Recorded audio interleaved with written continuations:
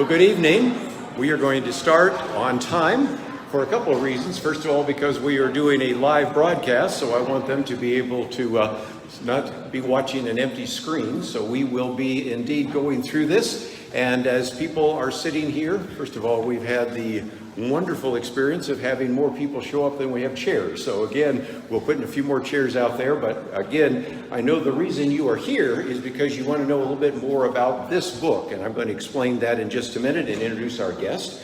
But this is part of a series of probe presentations we would like to give. And I might mention that 2 months from now, we will have another one. So if you would like to attend that one, you can do so. But a lot of it has to do with this book, which was written by Meyer, who is a good friend of this ministry, an individual that is with the Discovery Institute. And we have people here from the Discovery Institute. Pam Bailey, why don't you wave there? Because some of you at the end might say, I would like to buy a copy of the book. And so we decided to let you buy it from the Discovery Institute. Now, it's a wonderful book. It is what we think a very significant book. But we also recognize that you have to have a little bit of science background. Now, I know some of you in the room here are science teachers and love science, and I know some of the rest of you say, can you give me, if you will, something a little simpler? And so that's what we're going to be doing tonight with Dr. Ray Bohlin. And so this is going to be the opportunity for you to hear about this book and to also have a presentation that Dr. Bohlin will give in just a minute. You know, one of the questions that sometimes we get with probe ministries is, well, if I support probe ministries, I know you do research, but what does that mean? Well, you will be the beneficiaries tonight of that research because Dr. Ray Bohlin is not only a fellow with the Discovery Institute, but we sent Ray and Sue, and I'm going to introduce Sue a little bit later, up to Seattle to spend time with Meyer and to actually be part of that. So you will be the beneficiaries of some of the research that was actually done. And so a little bit later, you're going to see that I want you to think about what you might want to do to support probe ministries and our research. You will see on the table there some response cards, and I have some extras in the back which we can hand to some of the people that came in on the chairs. And we want to encourage you to consider what you might do to support this ministry. Of course, it is North Texas Giving Day today, so that's probably a good opportunity there as well. But as we go through this, you might say, I'm certainly glad you read that book. I'm certainly glad I was here, but I probably am not going to get a copy of the book, although I recommend even if you don't get a copy of the book, you probably know some atheist or skeptic that's saying, you know, I'm convinced that science has disproved God. All you need to do is grab this book, say, read the first couple of chapters, and you're going to be in the presence of an individual that's obviously going to give you a different kind of answer to that. So that is the case. But one of the other things you will notice at your table is this book, Creation, Evolution, and Modern Science, and it was edited by Dr. Ray Bohlin. Now, we have it here tonight for you, and we'll have other extras in the copy in the back, but one of the things we want to do is for your gift of any size, want to give you a copy of that book. And so we brought it here for a couple of reasons. First of all, then you can go home with the book. Number two, we don't have to ship it off to you. And number three, since Ray Bohlin's here, he could actually autograph the book if you'd like him to do that. So that's a pretty good deal. And this one helps you answer a lot of the questions I know many of you have.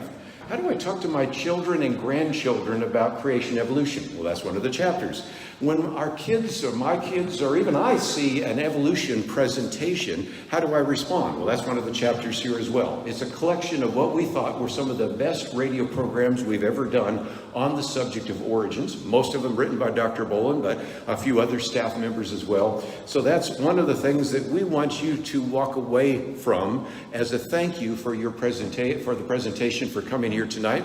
And if you would like to give tonight, you can hand me one of those envelopes. If not, take that envelope, stick it in the book, and that might remind you to send something in a little bit later. Here's the format. In just a few minutes, we're going to introduce Dr. Ray Bohlin. We're going to give a presentation which will last in round numbers about 45 minutes to 50 minutes, so we will end before 8 o'clock.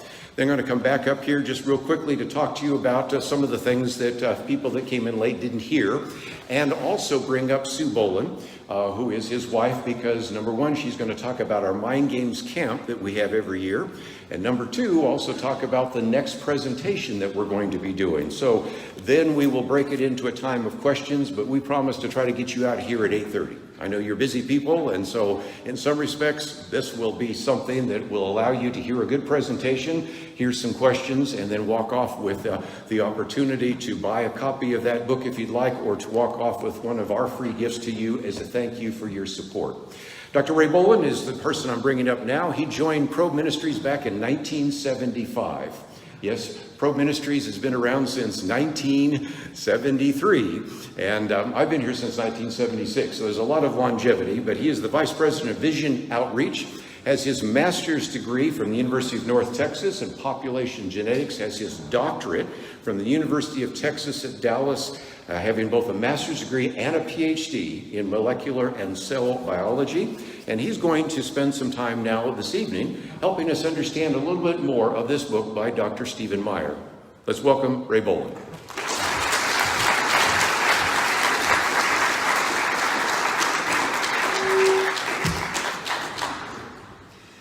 Well, thank you, Kirby.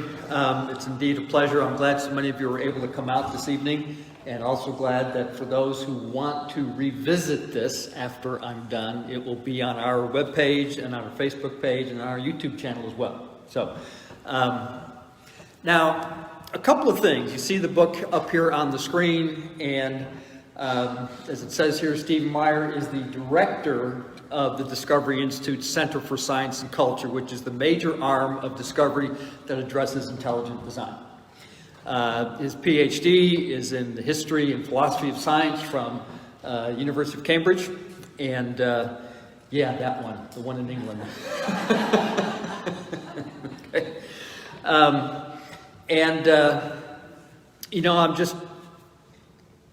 let me just say that this book can get really deep in the weeds, okay? And I'm trying to avoid all of those tonight. Now, I'm trying to simplify as much as I can, and rather than just a 30,000-foot view, this is more like a 50,000-foot view. But I hope to give you enough of an overview that hopefully some of you will be emboldened to pick up a copy yourself and to be able to read through as much as you can of what Meyer, he's a great explainer. He has great prose, and he's exceptionally good at communicating complex concepts and information. One thing before I forget, you see Pam Bailey over there in the corner, she asked me to announce that there is a Discovery Institute is coming to the Dallas area January 23rd, 2022, so this coming January, at Denton Bible Church, and that'll be just that Saturday. And Stephen Meyer will be here presenting on the book, so you can compare his presentation to mine. You know. And also, I know some Discovery people in Seattle are watching this. So anyway, thanks, guys. So please be available for that as well. And I'll be presenting also at that conference on I'm trying to do a rewrite and revised edition of my book, Natural Limits to Biological Change. So, where do we go now? Well, I want to introduce here, since this is return of the God hypothesis, and Paul and I, Rutherford, just had this conversation the other day, that it's not the return of the God hypothesis. If you look back, it's just return. There's no the in front. Not sure why they did that. Anyway, so since this is return of the God hypothesis, I want to start off with some scripture. And what essentially is my life verse is Romans 1:18-20. I'm going to walk through this verse by verse and begin explaining it to you. So verse 18 says, "The wrath of God is being revealed from heaven against all the godlessness and wickedness of men who suppress the truth by their wickedness." So this says a couple of things. First of all, God's not pleased. Wrath of God is being revealed. Secondly, there's something that's true that people are suppressing. It goes on in verse 19, "Since what may be known about God is plain to them, because God made it plain to them." So whatever this is that's true, that men are suppressing, God's made it plain.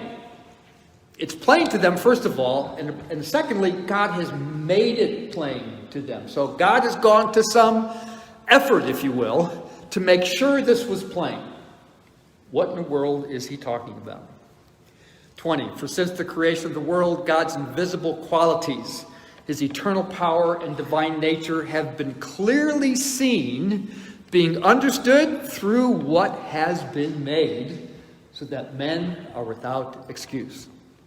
And that's what we're talking about tonight. Some of God's eternal power and divine nature has been clearly seen, and in this 21st century, it's a great time to be a Christian and a scientist, because this truth has never been more plain than it is right now. There really is no excuse. And by the way, this implies that every atheist you know does know there's a God. They may be mad at him, they may not like him, they may be just trying to avoid him for a while, who knows. But most atheists I've met, had a chance to talk with some, are basically mad at God for something that happened in their life or some loved one's life, and they just kind of push them away. The last should be obvious. Genesis 1:1. Two phrases here. In the beginning, God. First of all, there was a beginning to time, this verse says. And before that beginning was God. Okay? So in the beginning, God. What? Created the heavens and the earth. So in the beginning, there was a beginning to time. Time started. Space started, the heavens, and matter started, the earth. So matter, space, and time, in that very first verse of the Bible, we're being told that God put all those things into existence. And that's exactly, again, one of the truths we will see tonight from the scientific evidence. So you might be wondering, though, about the title of this book. Why is it Return of the God Hypothesis? So, the title alone implies that a God hypothesis existed within science at some point in the past, but somehow disappeared and is now returning. So we want to review some history about this, the rise of modern science, what happened, and then why is it returning. So some of you will know the individual Richard Dawkins, right? And renowned atheist, and I understand now has passed away. He's no longer with us. He does know the truth now. I have no idea if anybody was able to talk to him towards the end, but although I know, like with Carl Sagan, there were many other astronomers who were believers who did try to bring him into the field of the truth, and apparently he did not do that. Well, a quote that Steve Meyer repeats several times, he uses it very early in the book and repeats it several times later, comes from his book, A River Out of Eden. And I did there's an article on our website called A Darwinian View of Life, and it's basically a summary of that book. What he says here at one point in the book is the universe we observe has precisely the properties we should expect if there is, at bottom, I guess that's something the British say, at bottom, at bottom, no design, no purpose, no evil, and no good, nothing but blind, pitiless indifference. As that unhappy poet A.E. Housman put it, for nature, heartless, witless nature, will neither know nor care, then Dawkins adds, DNA neither knows or cares, DNA just is. And we dance to its music. Doesn't that just sound lovely to you? Right? Encouraging words? Right? Well, if you want to be encouraged, don't read River Out of Eden, okay? Not really that helpful. But what we know now is, with this being the return of the God hypothesis, is that nearly all philosophers of science today and all science historians today recognize that the Christian worldview was not just influential, but some say even necessary for modern science to take shape. That might be a surprise to some of you, given the general scientific outlook today. So, what are we talking about here? Well, if you look at other cultures around that time, The Greeks, the Chinese, the Egyptians, Islam, they all, left an L out, I almost got them all had the material and technology to develop modern science, but only Western Europe did in the 16th and 17th centuries. Only in that time did modern science develop. Why is that? Well, the Christian West possessed a doctrine of creation that contained three necessary ideas here. The first is simply called the contingency of nature, and I'll talk about more what that means. The second one is the intelligibility of nature, and the third is the fallibility of human reasoning. So this idea of contingency. Well, the Greeks, in their thinking, thought we should be able to reason our way to how nature is by thinking through how it ought to be. Nature ought to be rational, logical, and our rational, logical mind should be able to figure it out without just by our minds applying ourselves. But in the Christian worldview, the early Christian scientists recognized that God could have created nature however he wanted. It's not necessarily going to immediately make sense to our rational minds. So what? So we must discover what he made and how it operates. You couldn't just rationally think your way through to that. But in the Christian West, because of our doctrine of creation, God could have made it however he wanted.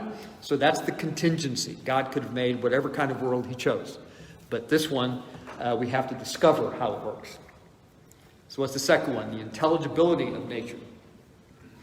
Since God, from the Bible, has a rational mind, and humans were also created by God in his image, nature should be intelligible to us humans. Holmes Ralston III in 1987, it was monotheism that launched the coming of physical science. For it premised an intelligible world, sacred but disenchanted, a world with a blueprint, which is therefore open to the searches of the scientists. The great pioneers in physics, Newton, Galileo, Kepler, Copernicus, devoutly called to find evidences of God in the physical world. So it was their Christian faith that motivated these early Christians to pursue science as a way of understanding some of that divine nature and eternal power that Romans 1:20 speaks about. It's about fallibility of human reasoning. Well, Genesis allowed early scientists, or the natural philosophers, as they called themselves, to understand that as created in God's image, this allowed them to study nature as God created it. But since all of us shared in Adam's sin, we cannot fully trust our own intuitions, conjectures, or hypotheses. Why? Because of the prevalence of sin. Unless they were carefully tested by experiments and observations, and you allowed other scientists to look over the results and maybe even repeat that experiment to see if they got the same results. So one of the bedrocks of modern science, the experimental method, and this idea of peer review, having other scientists look at the work you just did, owes itself to the Christian understanding of sin. You won't find a single scientist practicing today at UTD who would have any concept of that. They have no idea where that concept came from. And now, lastly here, just three metaphors that these early scientists use, again, based on their view of Scripture. First of all, they refer to nature as the book. It's a book of nature. Now we understand that there is special revelation, which is the Word of God, the Bible. And then there's natural revelation, what we see in nature itself, and what we can learn about his eternal power and divine nature through the creation. Then he also talked about a clockwork of nature, that the clock is highly precise. It has very unique mechanisms and gears and springs and things that are quite regular in their operation. Therefore, the laws of physics, the laws of chemistry, can be expected to act with regularity. They're not going to differ from one day to the next because, again, God is behind it. And this idea of laws of nature. We have laws of physics. We have laws of chemistry. You won't find much written about the laws of biology. Why is that? Well, physics, you're talking about particles and elementary particles and atoms and that sort of thing. With chemistry, you're talking about elements and compounds and those kind of things. Well, they are all subject to natural laws. The laws of physics, the laws of chemistry. Biological things, however, they don't like laws very much. Biological critters just go about doing what they want to do. You know, they have some limitations by their overall structure, but there's a lot more variables involved in the study of biology. Maybe that's why I liked it so much. So, what happened? If the origin of modern science owes itself to the Christian worldview, where did it go? Well, basically the Enlightenment happened. Enlightenment philosophers beginning in the early 18th century, so the 1700s, extolled the virtues of reason and science, as Meyer says in the book, over religion as a source of authority and knowledge.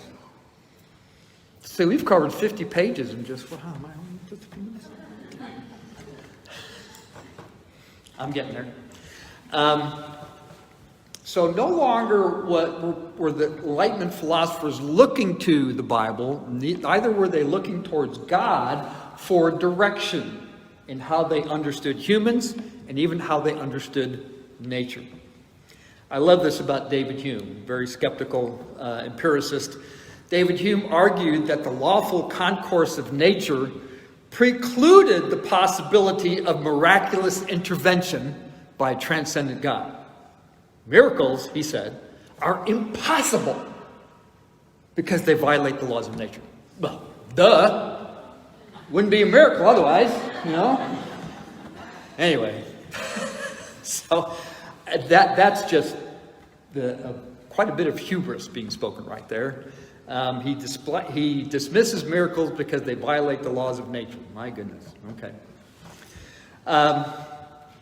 So this allowed some of the more classical arguments for the existence of God to actually fall into what I'm just going to call disfavor. The first one is the cosmological argument. We'll talk a little bit more about that later. That's how things came to be. This is the idea that the universe needs a cause outside of itself. We'll go into that in a little bit more detail. Immanuel Kant, a Christian, started to accept the possibility that the universe might be eternal and self-existent. Well, if the universe is eternal and self-existent, and this is coming from within the Christian community, then there's no need for a cause. So suddenly the cosmological argument isn't sitting on such solid ground as they would have thought. Then there's the teleological argument, meaning things are designed for a purpose. Teleos means purpose. A watch implies a watchmaker is a famous phrase. Well, again, Hume maintained that the design argument depended upon a flawed analogy with human artifacts. Now, he would say that while eyes and watches depend on functional integration, they have various parts and they have to be functionally integrated in order to work properly. He agrees with that. But he says they're different. First of all, organisms reproduce themselves. Human artifacts don't. Okay? And then that there are no biological watches to compare the human design watch to. So he's just kind of saying the analogy is a little bit too inexact. It loses some of its strength. The argument loses some of its power. Sure, if you walk along the beach and you find a watch, you'll know that the watch implies a watchmaker.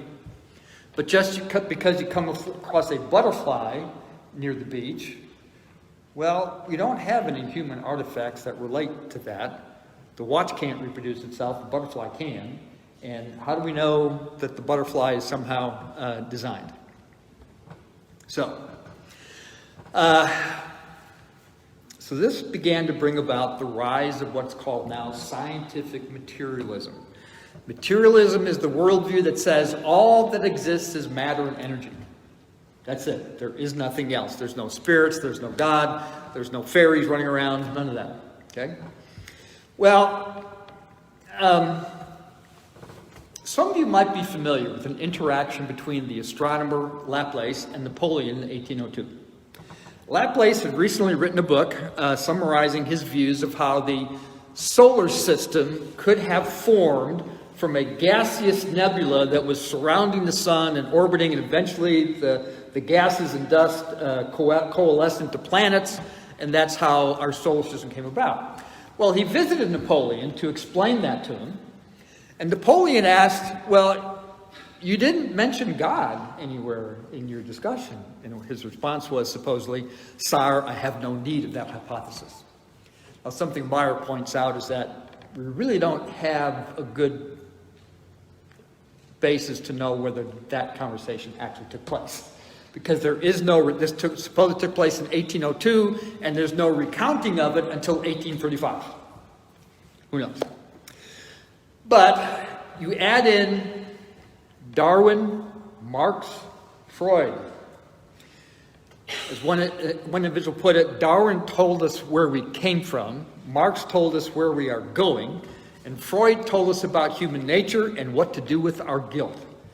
All with no reference to a deity of any kind. All of it in the realm of scientific materialism. And then in the late 19th century, two very significant books were published. John Draper's History of the Conflict Between Religion and Science in 1874, and Andrew White's A History of the Warfare of Science with Theology in Christendom. Basically, they invented this warfare and conflict. Because if you remember, you go back to the early days of science, there was no warfare. It was strictly a Christian outworking of Christian theology. And so, however, these two books were greatly influential in that time, and their overall explanation and view of things is what got swept up by the scientific community ever since. So basically, since the early 20th century, science has been dominated by scientific materialism. Well, now, Meyer is promoting a return of the God hypothesis. So what are these three scientific discoveries that he alludes to? The subtitle here is Three Scientific Discoveries That Reveal the Mind Behind the Universe. First of all, it was the Big Bang, or the beginning to the universe. Second is what's called the fine-tuning of this universe to be friendly to life.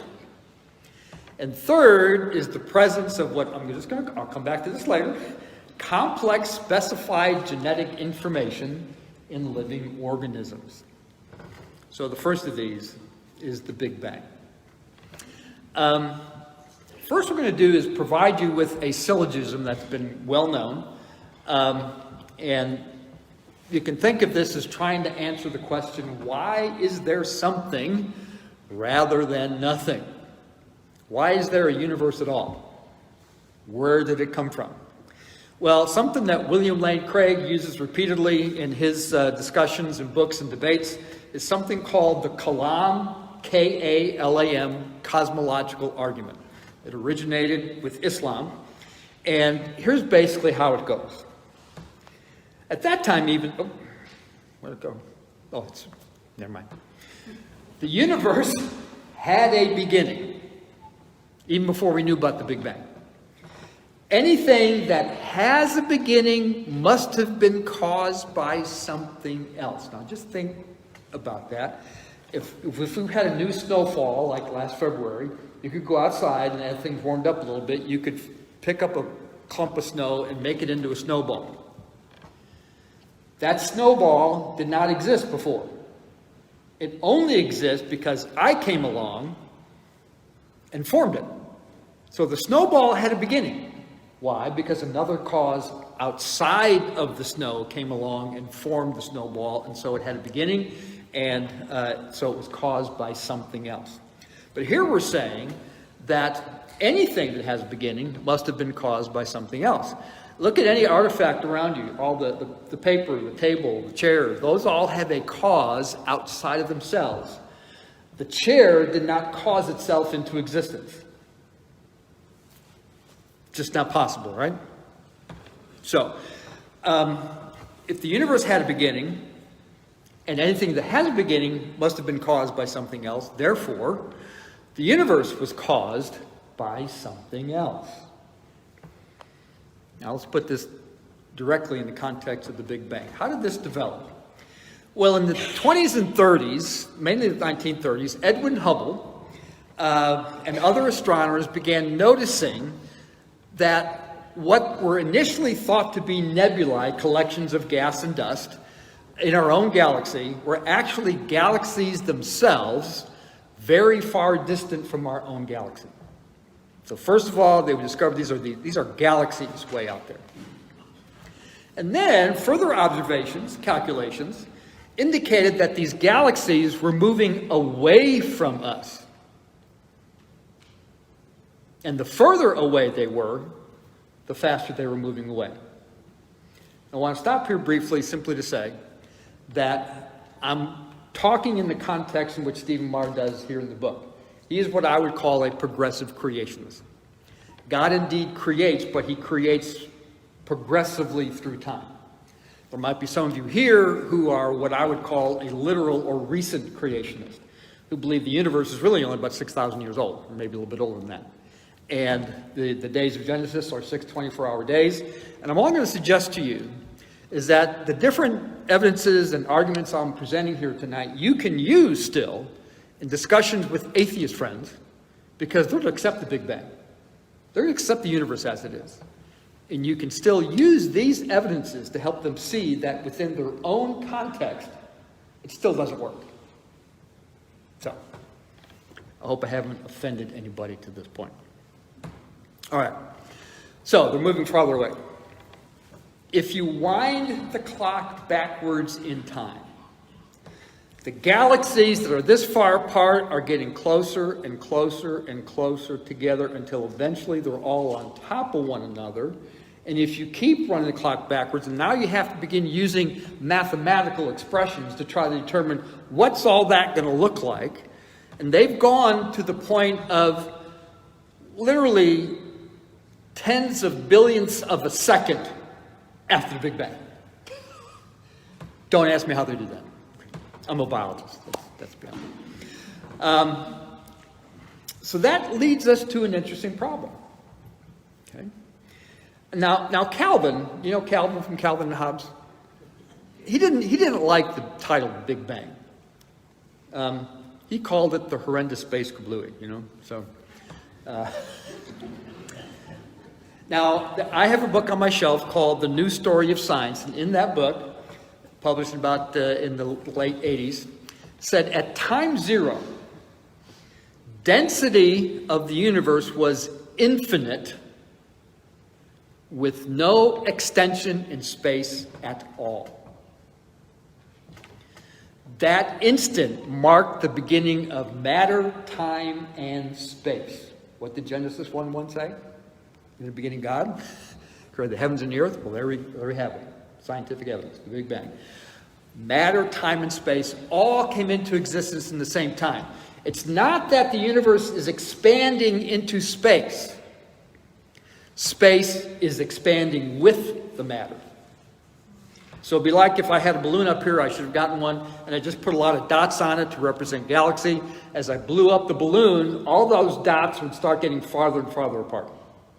That's the idea. Space, or the balloon, is expanding, and the matter is expanding. So here's another syllogism that kind of explains it from a little different perspective. First of all, if you're talking with somebody, run this idea past them. Something must be eternal. Wait a minute. What do you mean?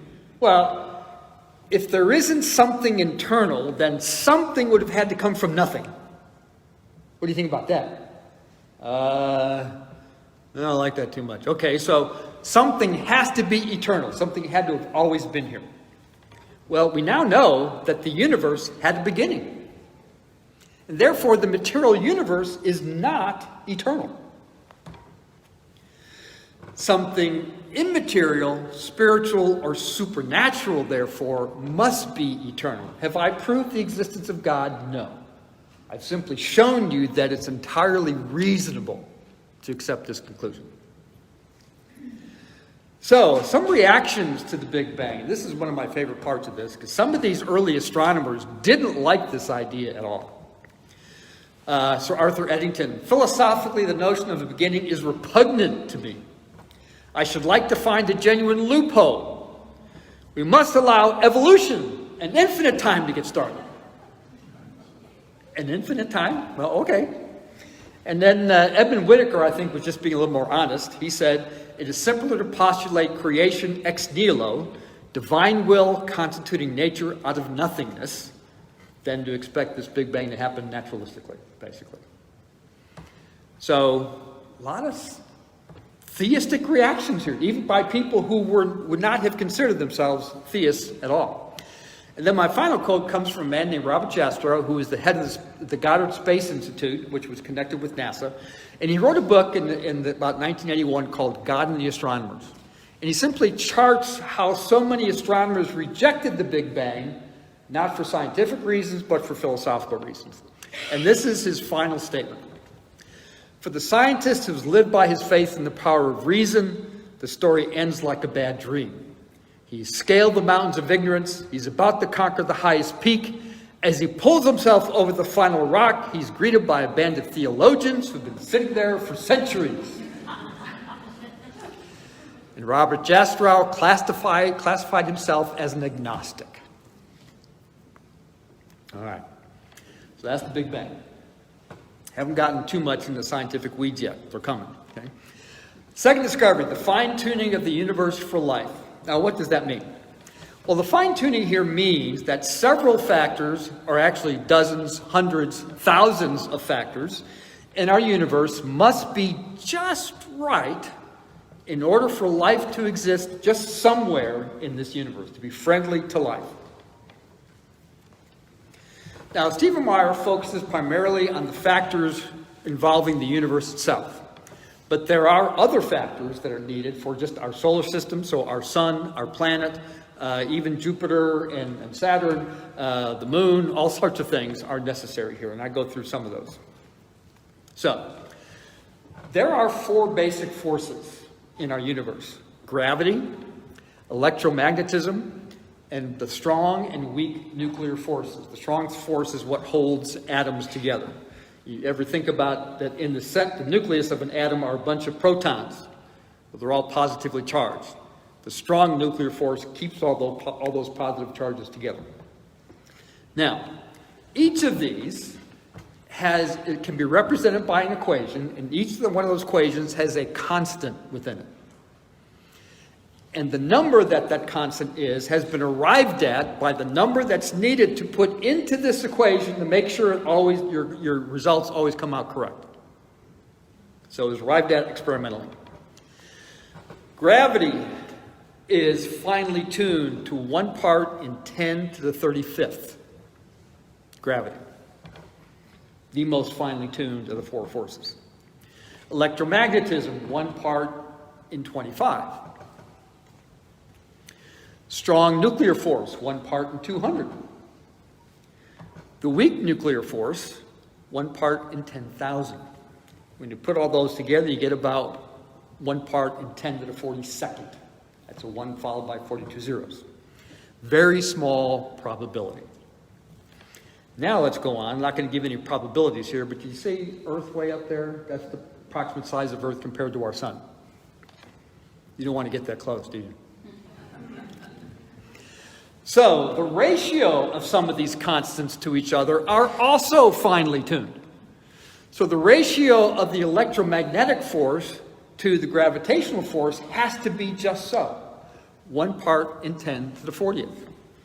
Now, what this means is that if the ratio is much higher, stars burn too quickly, and you won't get any carbon, and carbon is necessary for life. If much lower, the stars would not burn hot enough, and once again, you wouldn't get any carbon. No carbon, no life.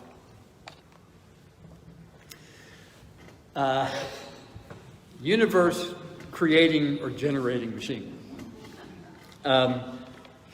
Basically, this has been used by other scientists for quite some time.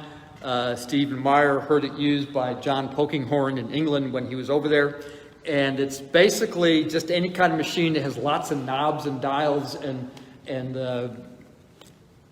all sorts of other measuring. They all have to be precisely put at just the right spot, all of them at the same time, all at the right spot in order for the universe to exist. Now I counted 64 dials or knobs. I did, okay.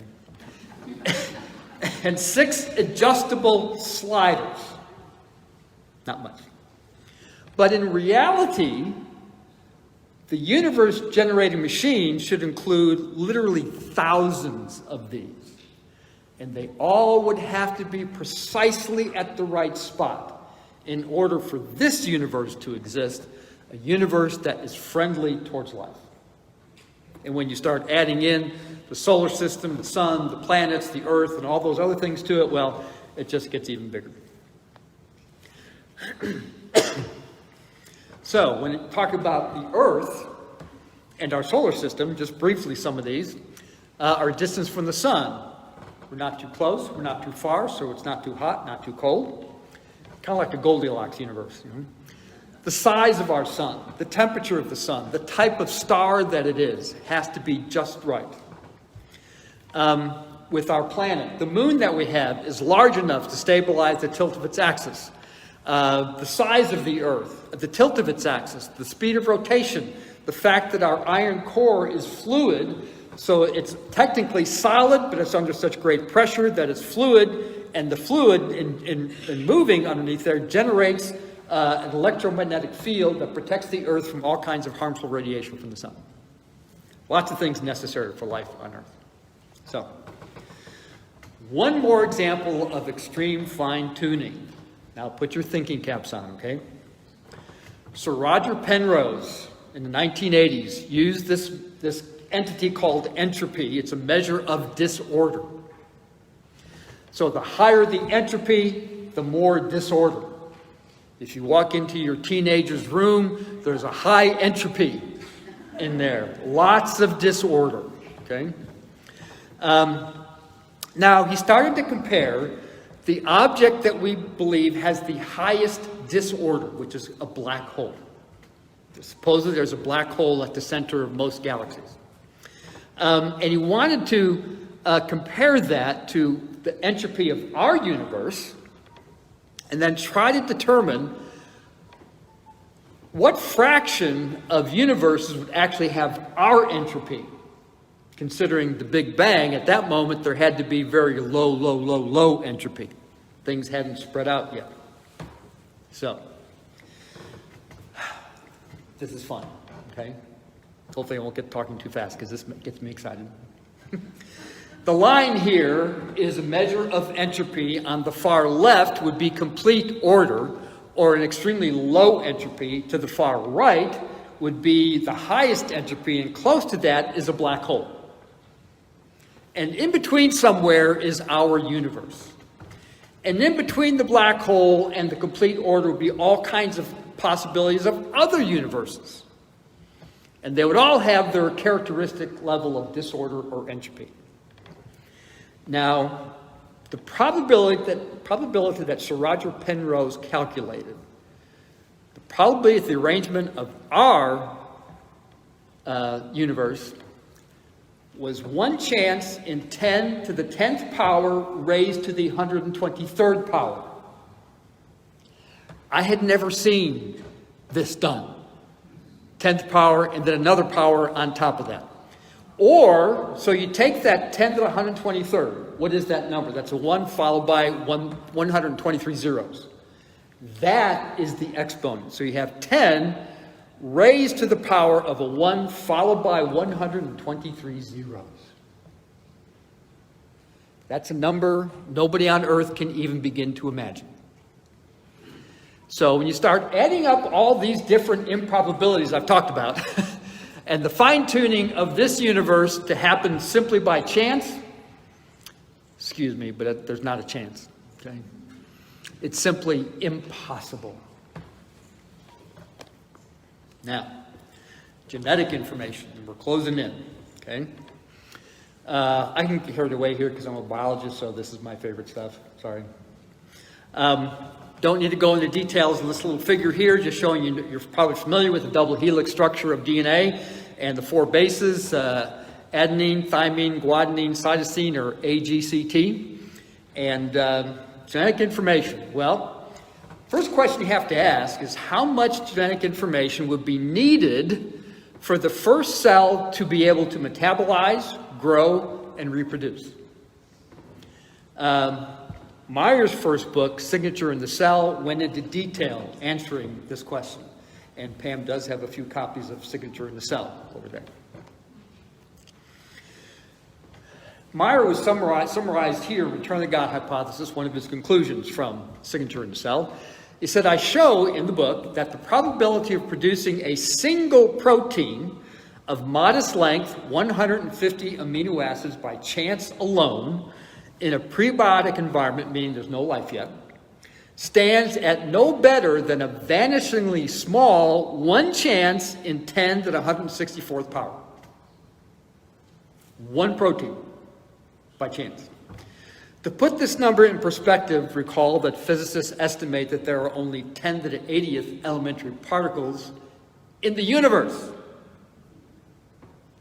We've got some problems here. Now, I'm going to walk through some probability issues here. The odds of winning the lottery in California are about 1 chance in 23 million. Don't ask me how I know. But probability people will tell you if you sell around 10 to 11 million tickets, someone will likely win. Why? Because you've reduced the probability to someone winning to about 1 chance in 2. So you have sufficient what they call probabilistic resources for that to take place. So we know that improbable events happen all the time. People win the lottery. But let's drastically lower the probability and dramatically raise the specificity here. So let's say you have a neighbor who's played the lottery every week from the beginning, has never won. But one day, your neighbor finally wins the lowest jackpot, $4 million, comes running out of his house after checking his number in the newspaper. I won the lottery! And suddenly you get a little excited too, because you know this guy, he's specific to you, and maybe he'll finally repair the fence between your 2 properties, and maybe he'll just slip you $1,000 check or 2 every once in a while. He's got plenty to spare. Anyway, this likely would be no big deal to the lottery commission. He simply produces the winning ticket, and they award him the $4 million. But what about if your neighbor wins the lottery 3 weeks in a row, and he mentions to you at one of his parties that he used the same set of 6 numbers each time he won 3 weeks in a row? What are you thinking? Was that by chance? No? As I said, what are you thinking? Well, you suspect cheating. What you expect, however, is intelligent design. Somehow he has been able to manipulate the system to ensure that his numbers win 3 weeks in a row. That's what's called intelligent design. I mean, what is the probability of this happening? Well, you take 1 chance in 23 million times 1 chance in 23 million times 1 chance in 23 million, and you get 1 chance in about 12 sextillion. I'm right, it's sextillion, don't worry. What kind of probabilistic resources would we need to make that event possible?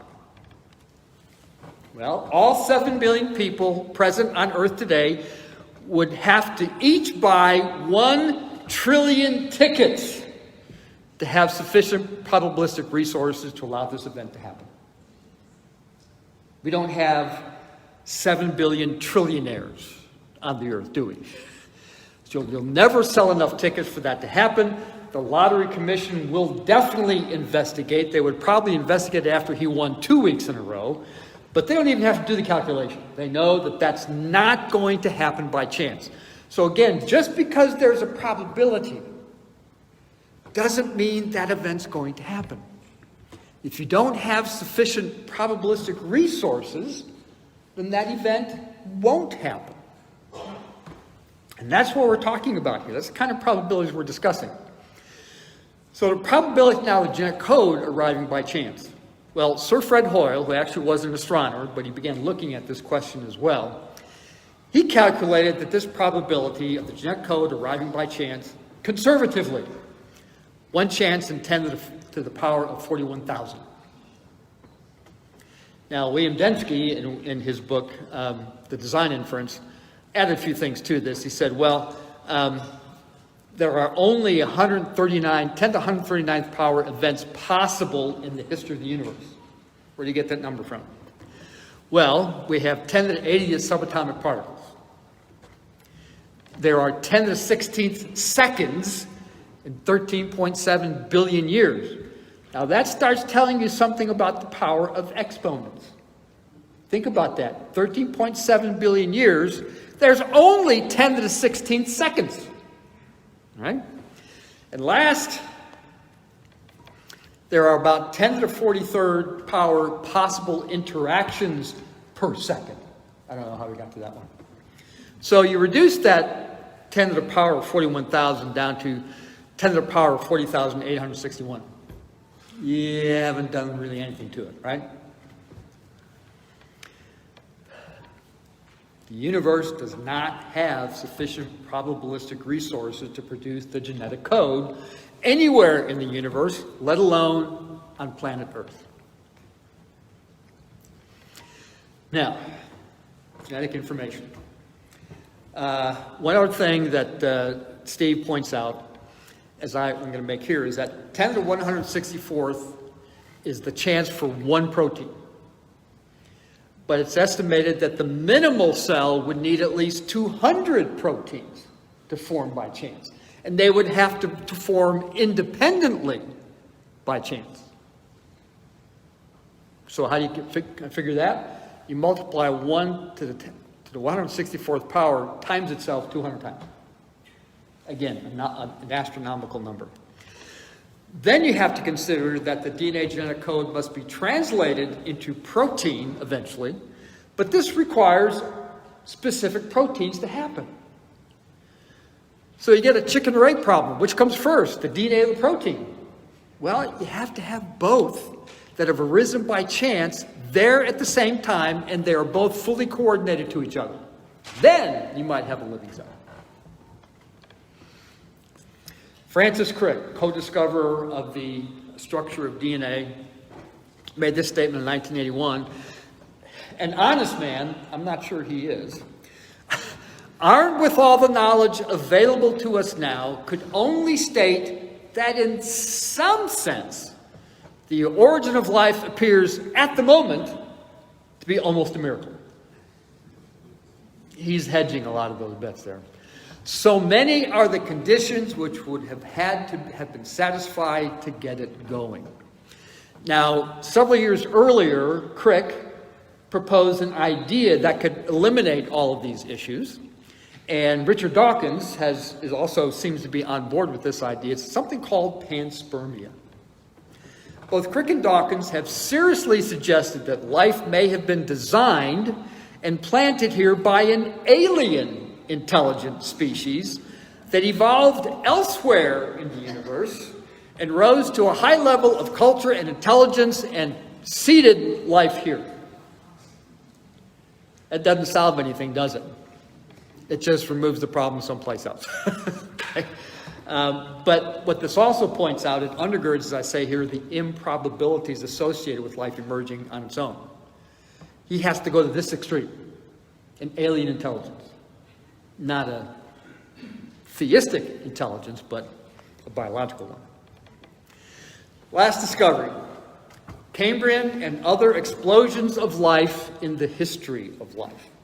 What you see there is a diorama of the Cambrian explosion. As I say, All the groups of animals, or phyla, appear suddenly about 540 million years ago, according to standard geology, with few, if any, possible ancestors in the Precambrian. So all of these different, very different types of forms have all had to have arisen over a long period of time through many stages of ancestors to get to where they are in the Cambrian. But we don't find any of that in the Precambrian. Almost nothing. Now, to get this many animals is going to require a major increase in genetic information to code for their development and also for the new proteins they need for all their new and different structures.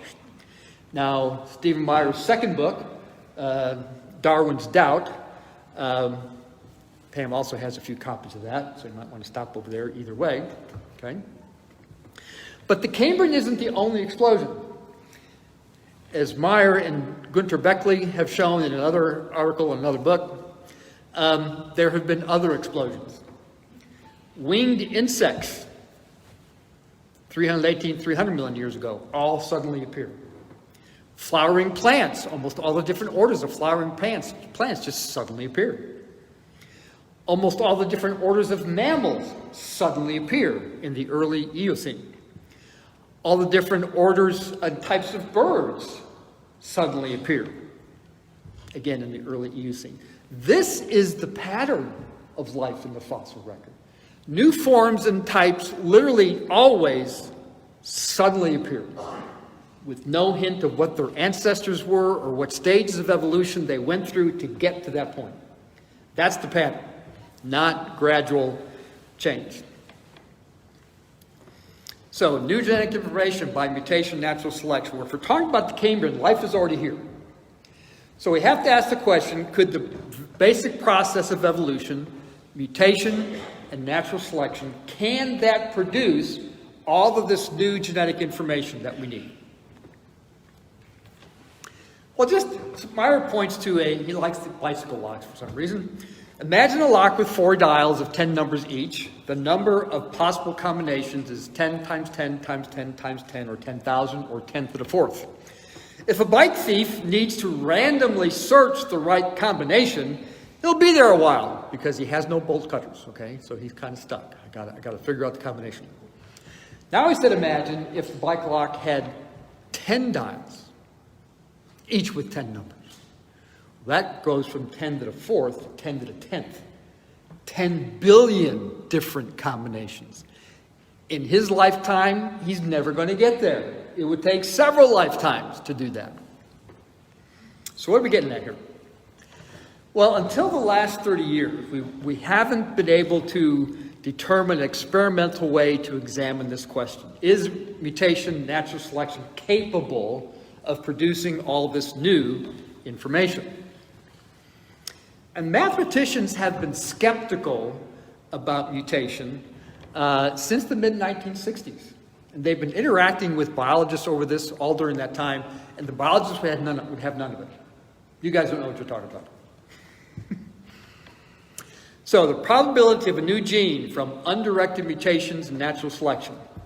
Well, from about 1990 to 2003, a protein scientist named Doug Axe, you may be familiar with him, he's written several books for Discovery, did research on this very question when he also was at Cambridge University.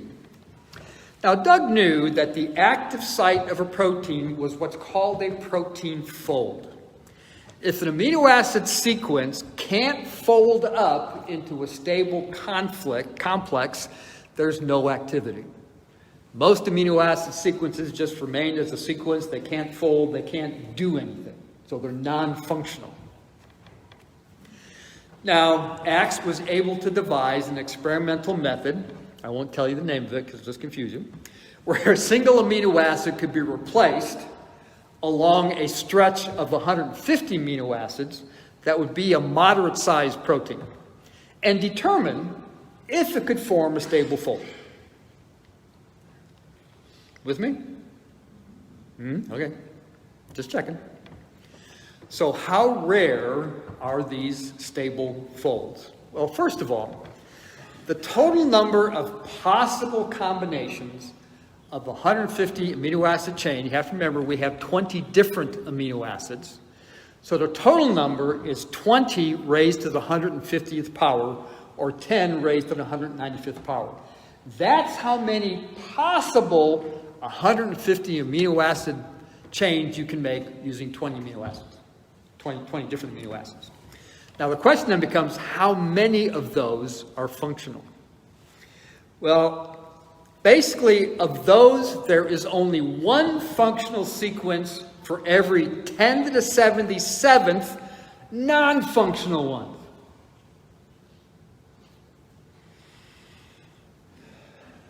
Once again, we get these really, really tiny numbers, okay? But you also have to ask the question, how many opportunities, though, were there to find one of these sequences? Because mutations are happening, okay? Basically, every time an organism reproduces, that's an opportunity to pass on a new mutation, okay? Now, some of these numbers may amaze you a little bit. It's been estimated that life first appeared, they tell us, 3.85 million years ago. And biologists have estimated that about 10 to the 40th organisms have lived and died since that time. I have no idea how they come up with that number, but we'll use it anyway. So, 10 to the 40th divided by 10 to the 77th opportunities, right? 10 to the 40th opportunities, 10 to the 70th, 1 out of 10 to the 77th are functional.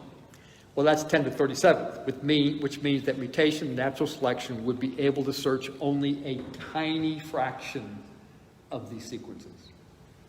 Over 3.85 billion years with 10 to the 40th organisms.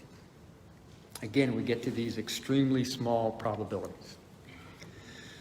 But, as Meyer asked, he spent a lot of time developing this idea of inference to the best explanation. But that's a lot of philosophy, okay?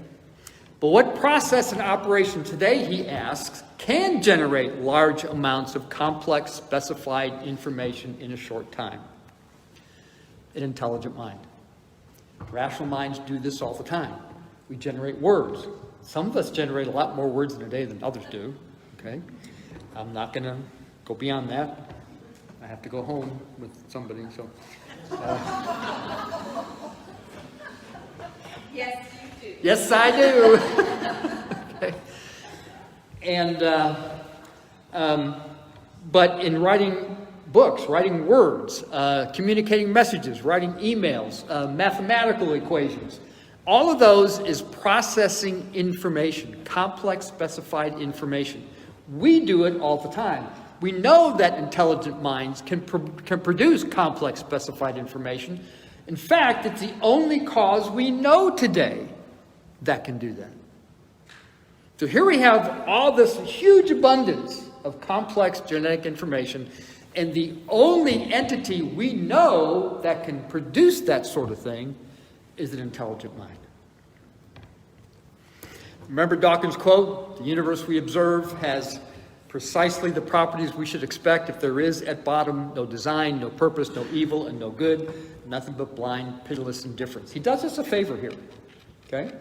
He's showing us what kind of universe we should expect according to scientific materialism. Well, perhaps we can ask which worldview, and I'm going to close here pretty quick now, could we expect this universe to come from? The four worldviews we'll consider real quick are materialism, pantheism, deism, and theism. Well, as you probably can already guess, scientific materialism doesn't come off very well. It depends on only natural process and change. Big Bang was totally unexpected. Many didn't like the God hypothesis. As a result, fine-tuning of the universe, the amount of chance involved is outside the realm of possibility. The probabilities are insurmountable for scientific materialism. What about pantheism? Well, pantheism affirms the existence of an impersonal God as the ultimate reality and basis for a mystical unity pervading all reality and all the physical world. In other words, pantheism also treats God and nature as part of the same oneness or unity. Well, they're running the same problems then as scientific materialism. This God cannot form the universe. It's already part of the universe, so it cannot form it. and the other probabilities enter in and cause problems as well. Deism and theism, well, these two are in a different category. Both theism and deism propose a God that's outside the universe or transcendent, and therefore is capable, at least, of creating the universe. It has the causal power. Deism, however, proposes that God does not interfere after the universe is created. And even many theistic evolutionists hold a fairly similar view, not exactly the same. But in other words, what they say, the universe is front-loaded with the information needed for life. What about this front-loading idea? Well, the laws of chemistry and physics are relied upon to arrive at the actual genetic information. But laws themselves are not creative. You see the first series of letters there, a repetition of AB, AB, AB. It's about the same length as the one below it. That's one small step for man, one giant leap for mankind. The first string of letters is what a law can produce. The second series of letters is what a mind will produce. It has meaning. It has function. The first one has neither. So, like I said, the first string of letters is what laws produce. The second is what an intelligent mind can produce. And to close with, from page 298, what I've basically summarized here is the first 300 pages. He goes into some of the questions and refutations in the next part of the book. But what he says here on page 298 is, as one surveys several classes of evidence from the natural sciences, cosmology, astronomy, biochemistry, molecular biology, paleontology, the God hypothesis emerges as an explanation with unique scope and power. Theism explains an ensemble of metaphysically significant events in the history of the universe. And life, the history of the universe and life, more simply, more adequately, and more comprehensively than major competing metaphysical systems, including not only materialism and naturalism, but also pantheism and deism. And I'm finally done. I don't see any steam come out of heads here that we're thinking too much, so hopefully that was reasonably available to all of you. I think we're going to try to give a few minutes for maybe some question and answer. Oh, he's got a microphone here.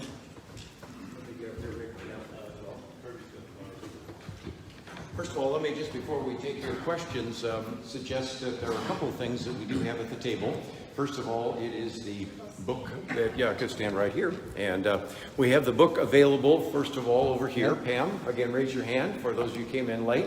And so I think you're selling it for $25. So if people would like to get the book, that's available.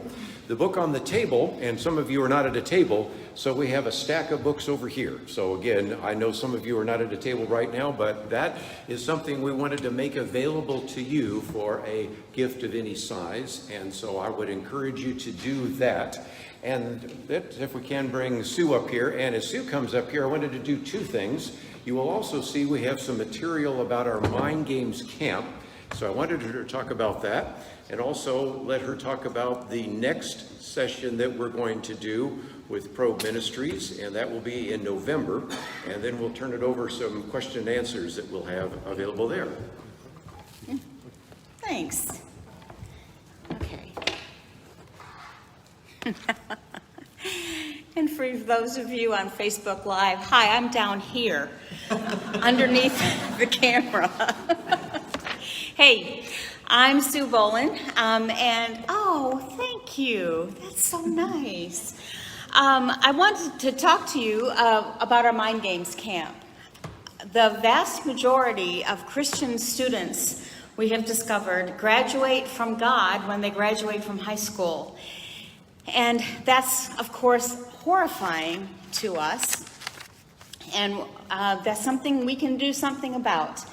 For over 20 years, Probe has been doing a Mind Games camp, a total immersion, 1-week experience in worldview and apologetics. We do it at Camp Copus in Denton.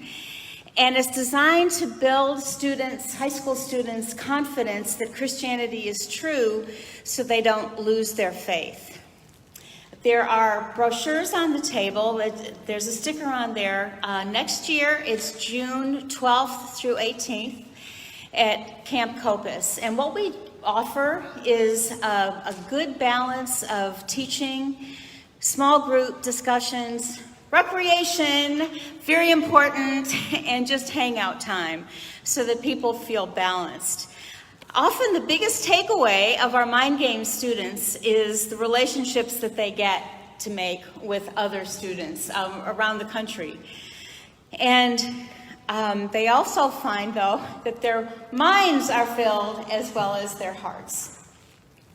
I'm going to give you a real quick overview. We spend a foundation of about the 3 major worldviews. On top of that, we give 3 sessions on classical apologetics.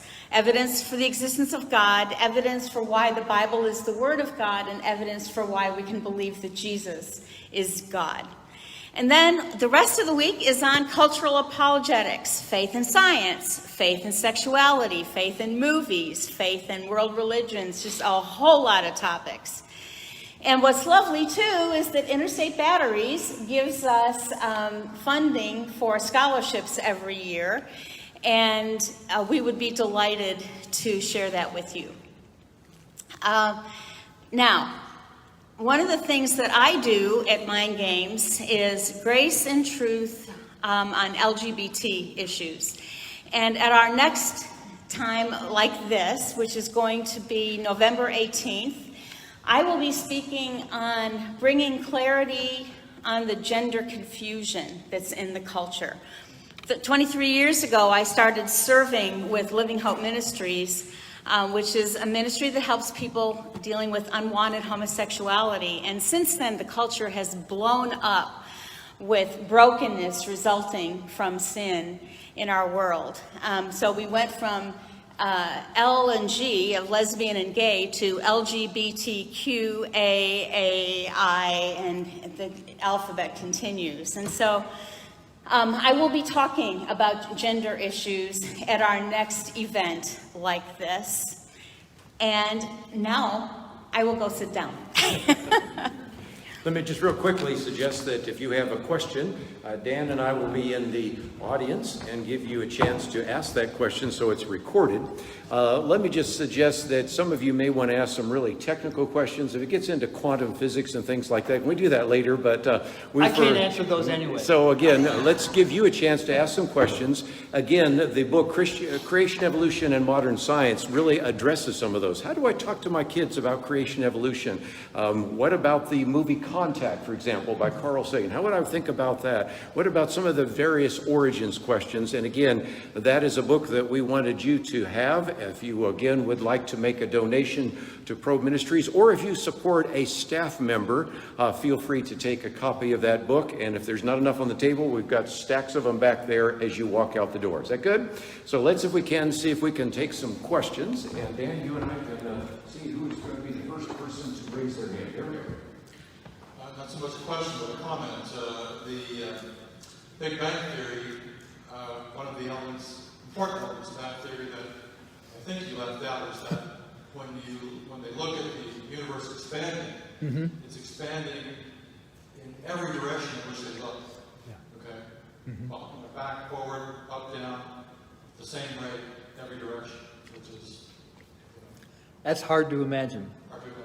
How could that be? Yeah. The other thing that I find fascinating when we talk about the right universe principle, right, is that the planets rotate in the same direction, and the galaxies rotate in the same direction. Everything's going in the same direction, and if they weren't, they'd all be colliding. Yeah. Yeah. Also, let me add to that with our own solar system that one of the effects of both Jupiter and Saturn as these gaseous giants, the inner 4 planets are the smaller ones, so Mercury, Venus, Earth, and Mars. And the gaseous giants rotating outside them in their near circular orbits help keep the inner 4 also in near circular orbits. If Jupiter and Saturn weren't there, then those inner 4 would have more elliptical orbits, and they'd be crossing paths with their orbits, and there'd be collisions. Hi, Ray. Great presentation. I saw in one of the slides the comment about how deists talk about how it's front-loaded. Yeah. That seems to be what Francis Collins believes, that it was all baked into the Big Bang, everything flowed from there, Yeah. and yet he's not a deist. I was hoping you could clarify that. And a related Yeah. question is just the relationship between biologists Francis Collins and Stephen Meyer, and comments on how Yeah. they interact. And all Sure, that. glad to. First of all, Francis Collins, he is the current head of the National Institutes of Health. He's also a believer, and he was one of the founding individuals for the organization, as was just mentioned, BioLogos, which is an organization that promotes what you probably know as theistic evolution. Now they prefer evolutionary creation. I won't go into that, but with theistic evolution, they also talk about the front loading in terms of everything after the Big Bang, and that God did not intervene in any way. So what they like to say is God does not intervene in natural history, but he does intervene in salvation history. I don't know how they draw that distinction, but so he is a believer, and very good one as far as I can tell. Done mission trips to China as a physician and so forth. I mean, not to China, but to Africa. And but the similarity with the deist is simply at that front loading area. And there will be distinctions about where the laws of physics come from and those sorts of things. They would disagree with it. That's why I said it's a similar view, but not identical. And Meyer was actually interviewed by the current head of BioLogos, and I think it's on the BioLogos website. And their main complaint about intelligent design, they say it's a God of the gaps argument, meaning that we don't understand how this could have happened, so, oh, God did it, all right? But it's not that. What Steve makes a clear point repeatedly on is that what we're doing is we're looking exactly at how nature is, and we're taking that and arguing to an intelligent designer. So it's not just this mystery, therefore God did it. We're trying to evaluate, well, how could naturalism accomplish this? Could it? And we're able to come to the conclusion repeatedly, it simply can't do it. So what's left? Question over here. What I want to know is, maybe this is the way I was taught, that natural selection would be to say a species is the moths in England where the ones that were white were eaten by birds because they could see them against the tree trunks. Right. And so then what I would consider natural selection was to kind of mutate to get rid of those particular chromosomes or DNA or whatever that would make them white and turn it into a darker color. Is that what was kind of... No, natural selection acts on what's already in a population. And it's mutation that adds something new. So even with the peppered moth, the moths were initially light colored. And because the trees had a lichen and white covered bark, they were invisible. It's the dark melanic form that was easily seen. And so they assumed that birds were picking them off or whatever.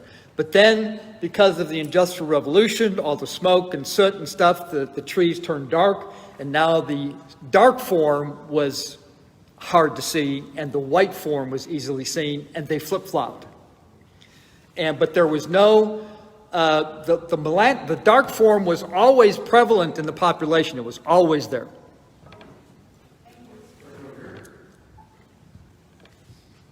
A lot of the information you've given us tonight is mind-boggling to me, anyway.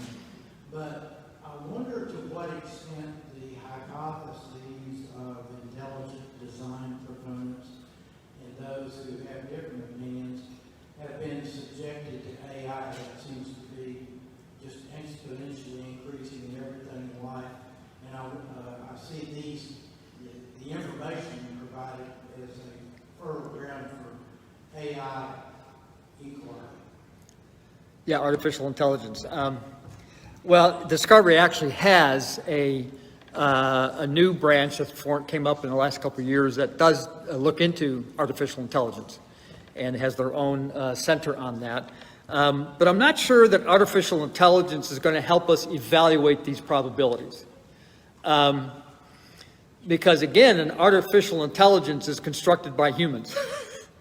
And we're the ones that have to program that AI in order to be able to solve some of these problems. So it's still going to have to come from us.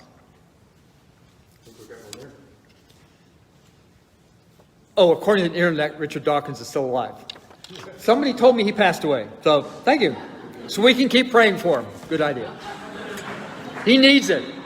Any last questions? If not, maybe we will come to an end. Let me just do that real quickly. First of all, those of you that have been here, first of all, can we just thank Dr. Bolin for his presentation?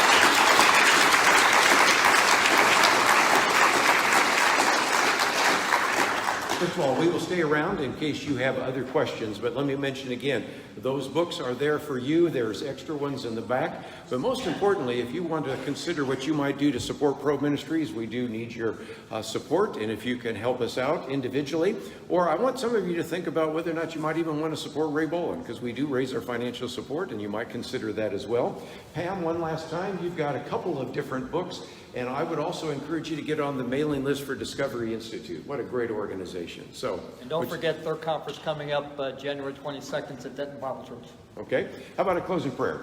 Father, we thank you for the opportunity to look at your creation in a way that perhaps we've never seen before. And I pray that this would be an encouragement to us and a motivation for us to go out and to share our faith and to share the gospel with others. And I pray that this book and others like it might begin to bring us back to what is called the God hypothesis, that we might be able to honor you. Thank you for all that attended tonight. We pray your blessings upon the rest of our evening and pray this in Christ's name. Amen.